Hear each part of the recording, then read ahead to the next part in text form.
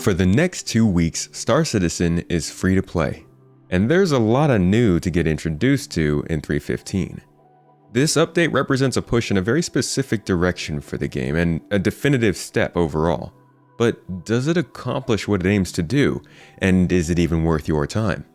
I hope to answer these questions for you and more with my Star Citizen 3.15 overview. Thank you for coming to my Tomato Talk. And thanks to my newest Patreon members, Bergman21, Thuseroff, Mark Nutter, Leo Steiner, David Devereaux, and Scott K.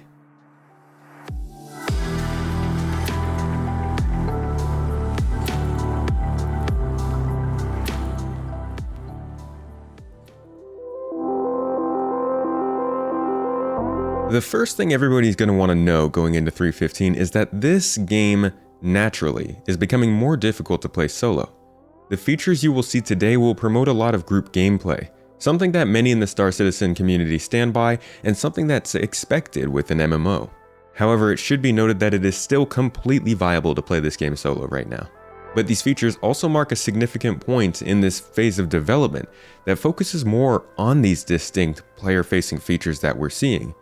And while they do leave something to be desired, their addition to the game is a good indicator that gameplay systems are finally becoming a serious topic at CIG. But let's see how the mission selection currently fares. As always, I decided to take a look at mission availability around the planets to see if players could spend a decent amount of time playing in a planetary area without feeling like they need to move over for some more gameplay. This is a goal that CIG has set out to achieve over time, and in each update I see what kind of progress they're making. In 3.14, the previous patch, when in the Hurston area, you'll see anywhere from around 22 to 30 or 32 missions. This was, however, not the case with the new patch. In fact, the new patch has less missions, coming in around 15 to 22. This, I believe, is because of a simplification of the mercenary missions and will expand as you grow in your reputation, so it's hard to understand this early how many missions are actually available. But I'll try to give a mid-patch update at some point in the next couple of weeks.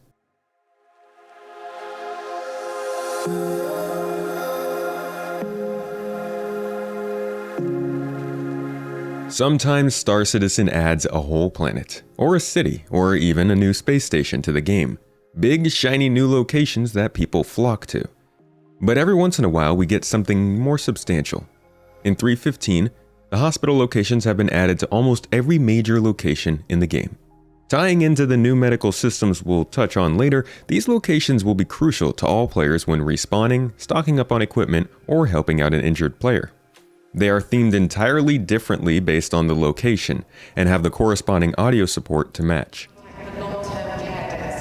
These are available in almost any location you could previously respawn, with the standouts being Lorville and ArcCorp, which will come in the next 2 updates. For now, the respawn locations for those cities will be their respective space stations, which could make them more enticing to set as your home location. It's important to note that in this update, your home location and your regeneration location are 2 different places. You can change your regeneration to other space stations, cities, or large ships, allowing you to respawn in new locations based on your daily activities. Your home location will stay the same for the most part, and will be where your ships and items start their journey. I will release videos that go into more depth about these concepts, but for now, consider what's important when choosing your home. Area 18 and Orison don't allow ground vehicles, but Lorville has fewer components. New Babbage might seem great, but it's quite remote. These are the types of decisions we will start to have to make as the game grows in complexity and risk. And while it's not actually that important this patch, it is something to think about.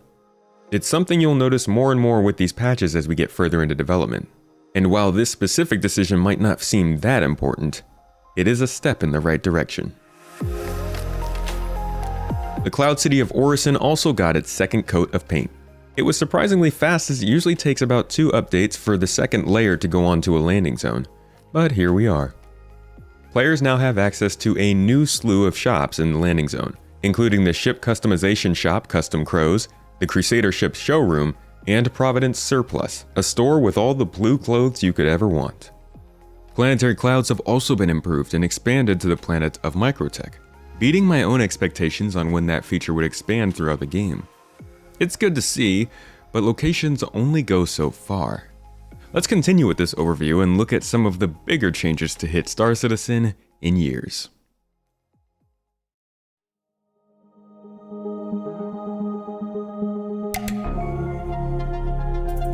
Star Citizen will not play the same for anybody after 3.15. With the addition of 2 feature sets, which we've been hearing about for quite some time, CIG has essentially turned Star Citizen into a new game. It feels like hyperbole to say, but the adjustment phase to these new features is a long and tough one. The first we'll be looking at is the inventory system. Now, right away I want to say, this is not the final inventory system, it's far from it. All of those lockers, cabinets, and bags that you see on ships, in HABs, and everywhere else, that's the end goal. Physicalized inventories will allow players to use these spaces as physical spaces for all of our objects, guns, armor, clothes, and more. 3.15 is simply introducing step 2 in the plan to reach that goal. We now have access to a full inventory system which allows players to manipulate all of the objects on their body. And I mean all of them. Grenades, sights, guns, armor, the works. We now have much more control over not just what we have equipped, but where. This combines with the addition of modular backpacks to create a functional inventory system that is more responsive, informative, and easier to use than before. Only being a temporary holdover until the proper system is in place does leave it feeling a bit unfinished at times though, with some major quality of life and functionality features missing. Overall, it is adequate for the current game, but can be a pain to use at times still. This intermediate system has been long in the making, with the first signs showing up over a year ago. And while it has some glaring issues I mentioned, it has improved in quality with additions like double-click to equip and filtering options in just the last few weeks. It's an incredibly significant addition to the game. Combined with the medical system, this will likely make 3.15 the biggest patch we've seen since 3.0. But that's not just because of this personal inventory. Allow me to introduce you to the local and ship inventories as well. Of all of the things in this inventory system that are the most placeholder, it is these two. Both your local and ship inventories will act as giant bags that encompass all of the things you own in a specific area. They will be specific to each player, and no matter what ship you are on, you'll have your own allocated space. This will allow you to carry and store your belongings in a giant moving inventory which can be maintained between play sessions. It's useful for mining trips, bunker raids, exploration expeditions, and more activities where you may need more than you can carry. And that's the important part here. You can't carry everything. The ability to store and retrieve your ships with these items means keeping a specific ship for the job at hand just became a reality in Star Citizen. And the fact that you now can't carry everything you want to means you're going to have to make some tough decisions. Balancing these inventories has quickly become a very core part of the experience of this game starting in 3.15. But local inventories are also very powerful. They allow you to access all of your goods when nearby a landing zone, outpost, or space station. Each location will have its own localized collection of things that you can access while you're nearby. In some instances, this can be really helpful, but I'll leave those to be discovered by you. It's also good to remember, as I mentioned before though, that cities and space stations have linked inventories and ship spawn. So you're actually going to be able to purchase everything on the planet and then load it into your ship in orbit if you want to, for now.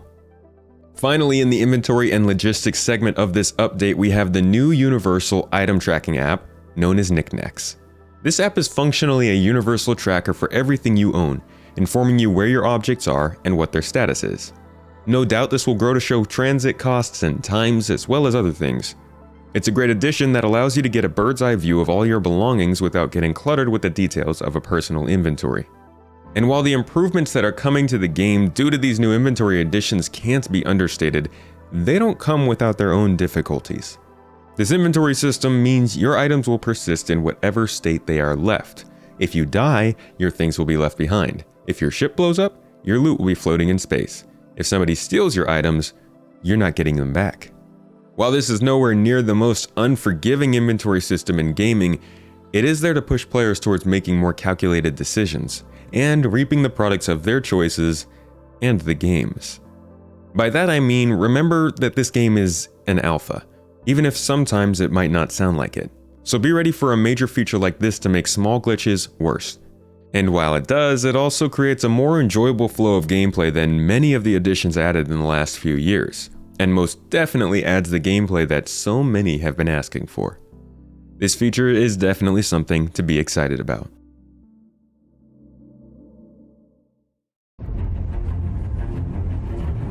Hey, remember that time Star Citizen gave you the ability to manage your inventories but not the ability to find new things to add to it? Neither do I. Because in 3.15, loot has also been added to the game. Yes, believe it or not, for those of you just learning about this game, we didn't have a loot system before. Boxes can now spawn all over mission areas, space stations, caves, and other areas where you'll be able to find weapons, armor, medical supplies, and other little things like animal poop. At the security outpost. You aren't limited to just boxes though. Every item on an NPC or player is also lootable after they've been taken out. That includes that cool new Hurston security armor that we've seen recently. And undersuits even save their loadouts when you strip the guards naked and take the literal clothes off their back. You jerk. So even if you do end up losing your stuff, getting more stuff quickly is as simple as killing your buddy.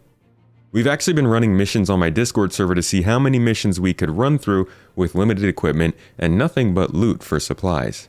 We've had mixed results. The loot feature is great right now and provides good content in 3.15, but it's still very basic and we don't have that many great things that we can get in loot. So it's definitely a feature that's going to keep on giving as we progress and more things get added to the system. This is just one of the 3-part mission system that I talk about in depth in the video down in the video description or up in the top right hand corner. And while it may seem like a middle of the park feature in terms of hype or excitement, for a game in the state that Star Citizen is in, this is pretty game changing in a wide selection of playstyles.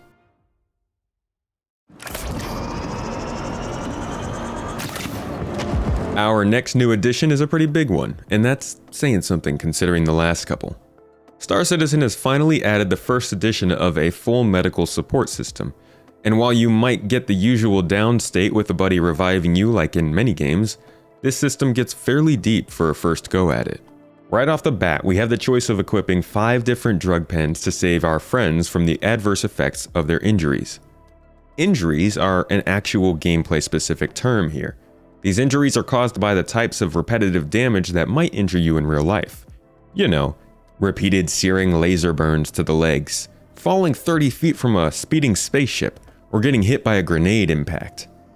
Real bummers. And when you do end up with one of these injuries, your medic will need to pick and choose the right drugs to administer depending on the injury you received, whether it be your head, your chest, or your limbs. This can be done with the pens or the new dedicated medical tool. Now, the original damage you received to get these injuries as well as the symptoms created by them can be masked by those drugs temporarily. But you'll have to keep those drug levels up to a specified amount until that injured player can reach a medical bed with a high enough rating to actually take care of the injury itself. Because as I said, drugs only mask the effects of the injuries, they don't actually heal them. Now, these medical beds can be found on ships or in hospitals and clinics in the cities and space stations. These points will act as respawn points and refill areas for all of your medical equipment as well. And while getting your patients to these areas, you'll also need to be wary not to overdose your patient with too much medicine, or they will see adverse effects from all the drugs in their bodies and eventually could pass out. Requiring dedicated medics to find a balance and not simply spam the heal button. Now, all of this is just a brief touch on the medical system. For more information, you'll want to check out my medical tutorial coming soon, where I'll go into more depth about how to overcome and avoid these injuries. It's good to keep in mind that while these injuries can be pretty rough, they actually don't occur very often. In my opinion, not often enough. I believe the injury threshold is a bit too high and the time to kill is too low. But I spend most of my time crashing to death, so what do I know? Also, if you're keeping up with your health and the damage that you're taking, you shouldn't develop any of these injuries over time anyways, like someone who is playing more reckless, making them even easier to avoid. Now, this does become more difficult the more things you need to take care of, but in the current state of the game, it's pretty forgiving. It's similar to food in that you should keep it in mind, but it's not controlling how you play. Be aware though, each quarter will begin to bring new systems that take more and more of our attention away from these little things. For now, the medical system offers enough ease to keep yourself healthy and use the system as a beginner, but maintains enough freedom and scale to allow the players the chance to outdo each other purely from the knowledge of the game. if they remove the auto function on the medical tool, which I really hope they do. The injury system, coupled with the pros and cons of the drug and actor status systems, creates a solid foundation for the medical game loop. This is important because it's good to remember that while each player needs to manage their health in the game, some players want it to be their whole game, and Star Citizen needs to oblige that to some extent. This is how all professions will be. You should be able to try out a profession with basic knowledge, but also be able to dive deep and really put what you can do in the game to the test. And as one of the first full-scale gameplay additions we've seen, I think medical's a pretty good sign of things to come for other simple functions. The medical feature is certified to have pushed this game forward significantly. All of it being said, just like with the inventory system, Star Citizen is a buggy game. Oh, I'm inside the ship. Oh, that is so not good. Oh, God. It's an alpha with a lot of things changing and breaking, and those breaking things could be your bones. For no reason. I've had some seriously frustrating run-ins with this system during the PTU phase, and I would hesitate to have anybody run a mission with just one medic. It can be incredibly frustrating and is another reason that many players should approach this patch cautiously and consider waiting for 3.16.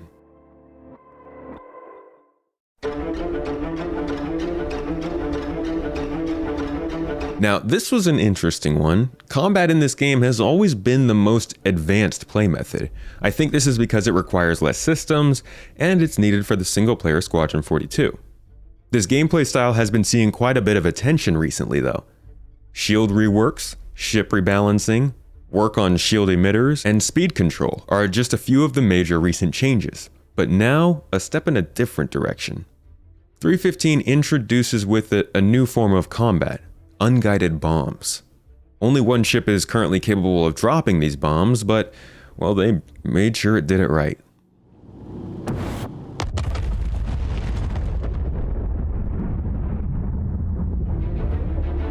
Of course, the art and animations are great, and the targeting also uses a very good system that allows you to determine where you'd like to drop the bomb, and then adjusts for your speed and direction to tell you when you need to release.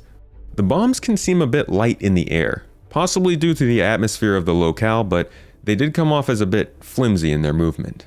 I also believe the end-over-end tumble of these bombs in the air may be linked to their airspeed, but it could also just be a glitch. I'm not quite sure yet.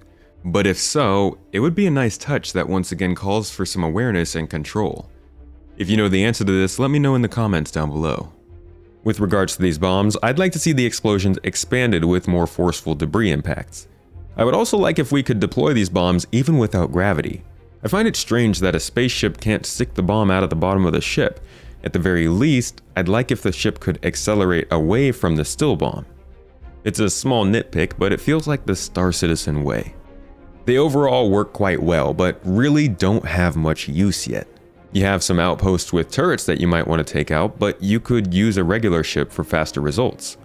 And while some things like the tank and the ballista exist, without a planetary navigation mesh, we won't see NPCs setting up those scenarios for us in this update. So your options are limited. Without widespread reason to use this feature, I would say most players probably won't be that interested. It's a cool addition, but doesn't push the game forward quite like the previous ones.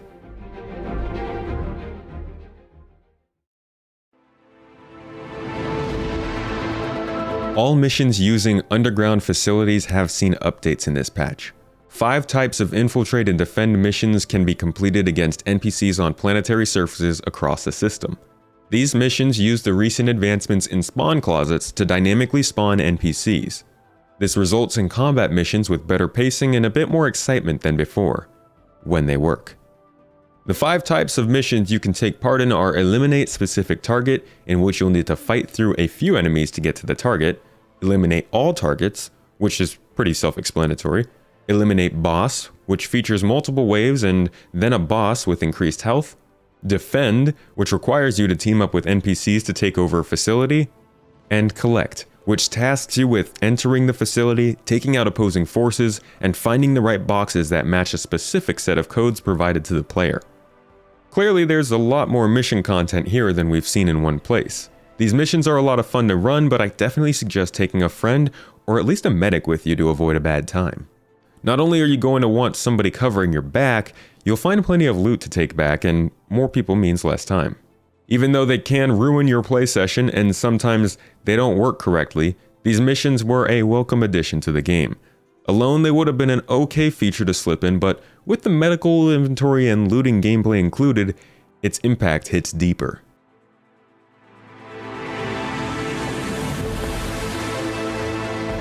With the 3.15 branch of updates, we could see a total of 7 unique vehicles released in this patch cycle.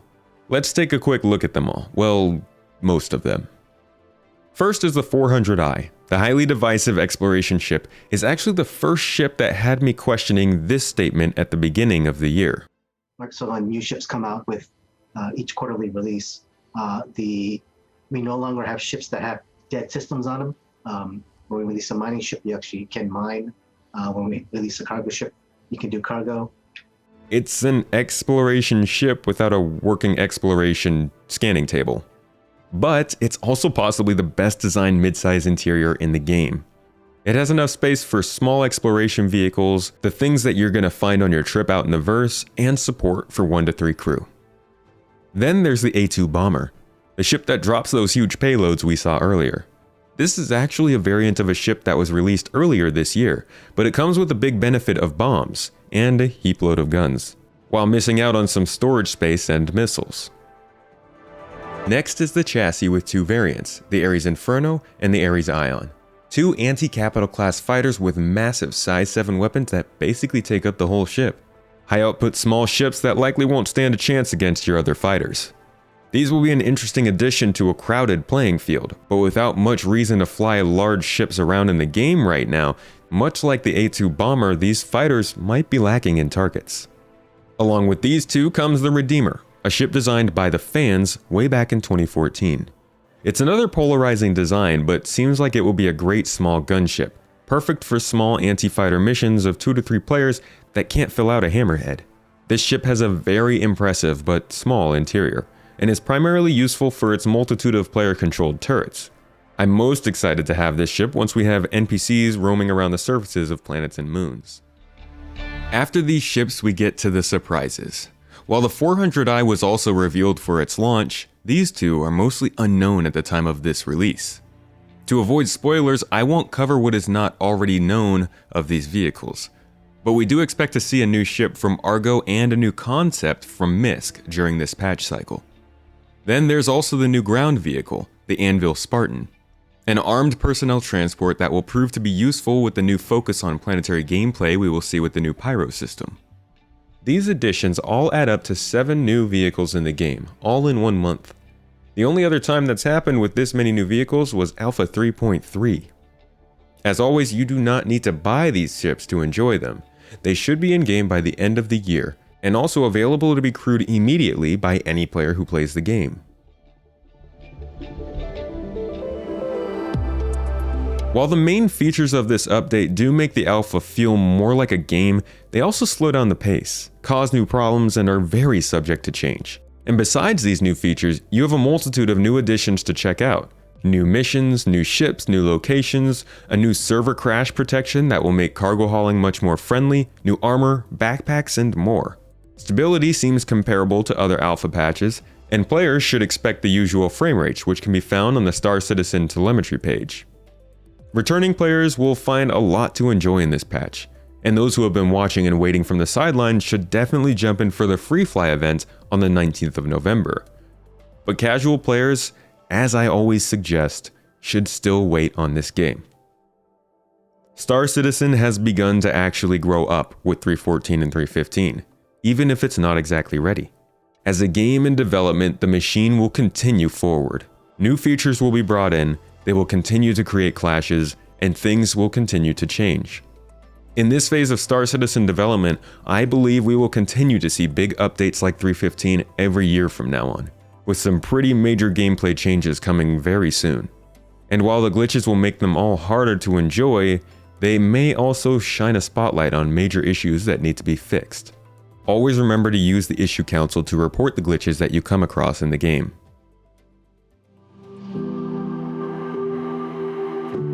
So does Star Citizen 3.15 accomplish what it set out to do? Well, it does introduce deadly consequences to the game.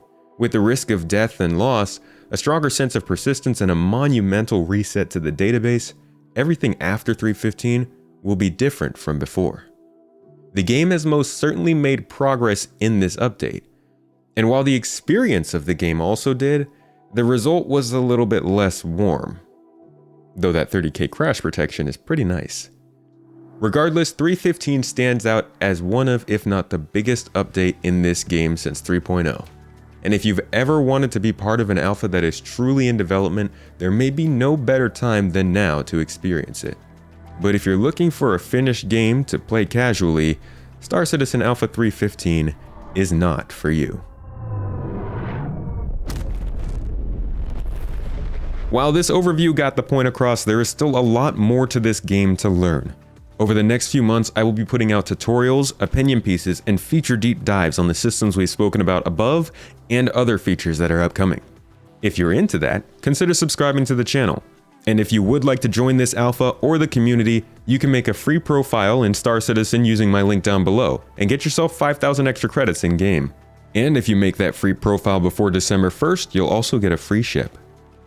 And if you'd like the chance of winning a massive C2 Starlifter, a Cutlass Black, or a Mustang Alpha, all including Star Citizen on their own, go back and find the secret code in this video and submit it into the giveaway that I have linked down in the video description below. There are also plenty of other codes in my videos over this summer, so you can go back and find those as well for better chances at winning those ships.